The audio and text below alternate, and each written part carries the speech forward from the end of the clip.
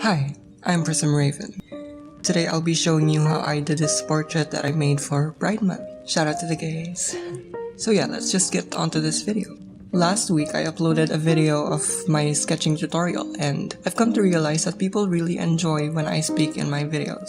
I don't know why people prefer hearing a voice that sounds like it was recorded with an ancient microphone, but I'm gonna do it for the views.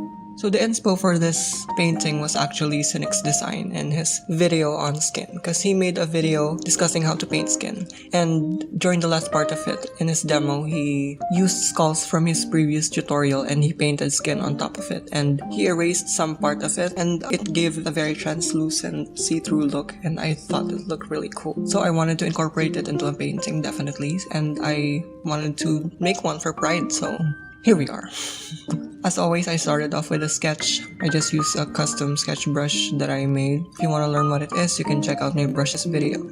And lately, I've been going away, sort of, from the very rigid and realistic look that I usually have with my works. Because, I don't know, I think it still looks good and I'm still getting work from it, but I just wanted to branch out a little bit and try something different. So I went a little bit more loose with the stylization on this one. And I embraced the sort of asymmetry in the face of the person that I'm making. And this actually is my second attempt at making this, by the way. Because the first one didn't turn out very, attractive, in my opinion, because I didn't use reference for this one. Well, I did, but I didn't rely on it as heavily as I used to because I want my work to be a little bit more original, I guess, and I've been posting a lot more on Redbubble. You can buy my work there, by the way, and you can buy this painting there, so check that out if you want, link in the description.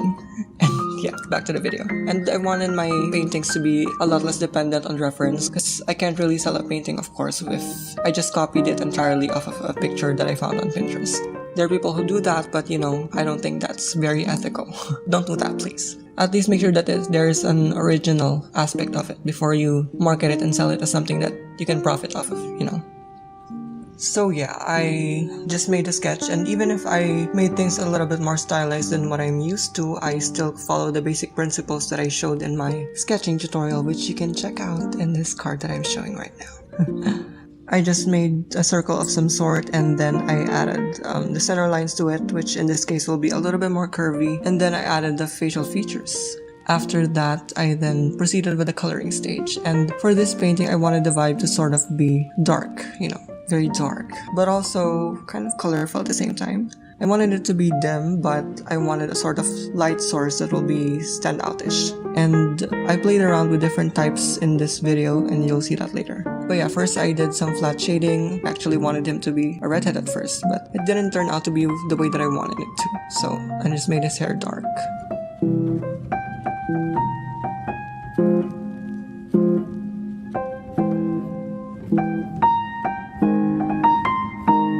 Then of course I couldn't just really rely on just one sort of small light source, so I also added a basic, very soft front lighting to his face rather. Of course, making sure to follow the planes of his face and maintaining that personality that we established in the sketching by using some fun shapes while shading.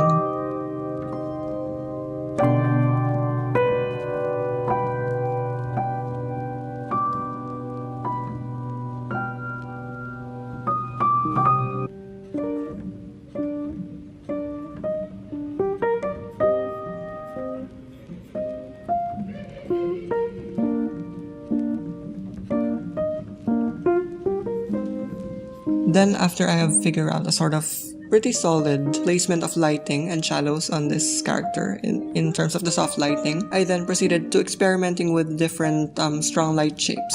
Initially, I started off with sort of the under the tree kind of look, if that makes sense. Like sort of the sun is like shining on the character, but the leaves are blocking it and making some interesting shapes, but that didn't really work out.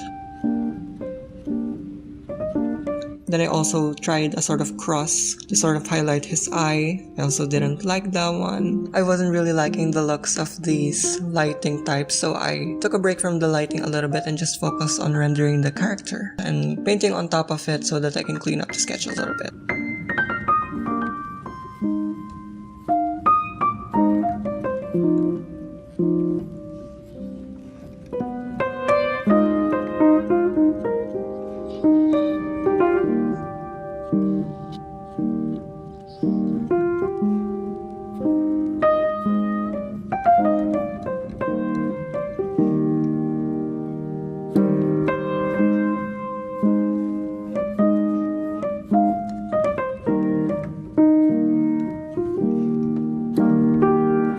We are in that part of the video where I have nothing to say.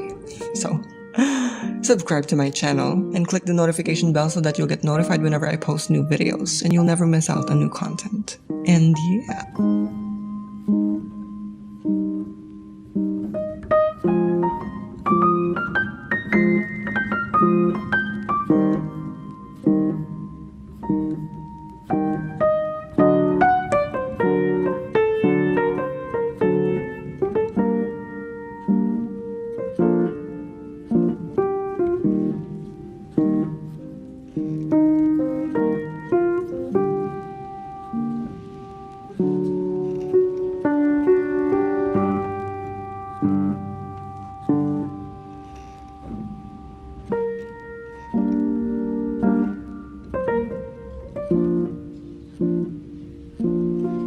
And once I went back in with the lighting, I then just went with a simple rim lighting. And if you don't know what a rim light is, it's a rim of light.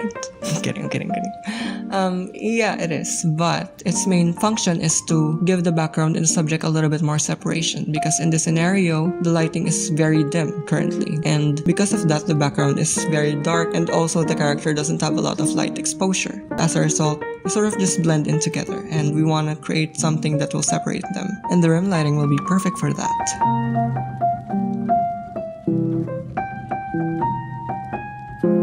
I just made sure to add some variety to it and make sure that it's just not one strip of line around the character. Don't do that. And still make sure that it follows the forms of the character. As you can see, it still follows the plane of his jaw right there, sort of triangular shape. And yeah, once I liked the shape, I then added the rainbow color to it. It's pride, you know. We gotta do it. It's part of my brand. In Cynic's Design's video, he painted the skulls first, then he laid the skin on top of it. Unfortunately, I can't really do that because I'm not that experienced yet with painting skulls, and I'm not yet that familiar with the structure of it. So I just did it last, and I just painted a portion of it so that I don't have to paint the entire thing, So what I did was I just lowered the opacity of the painting that I made. I sketched on top of it, I then added a base color and shaded. After I feel like I've created the structure that I needed, I then moved on to the rendering of it, and I added some fun colors to it.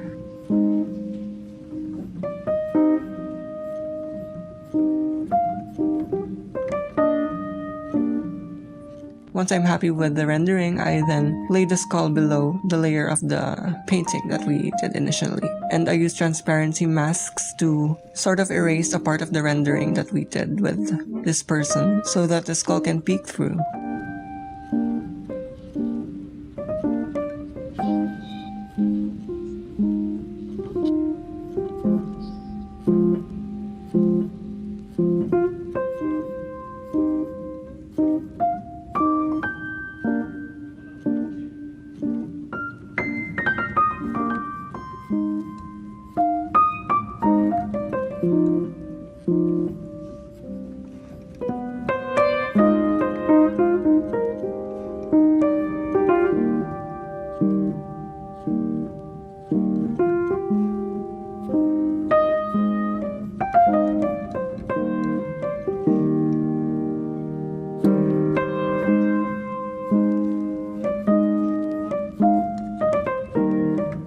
After all of that, it's just a matter of refining everything, just adding some tiny details, making sure that the lighting is on point, everything is blended the way I wanted it to, and yeah, some post-processing filters. So that is it for this video. Thank you so much for watching. I hope that you have learned something today, and that you may be able to apply it with your paintings in the future. I hope you have a great day, and goodbye.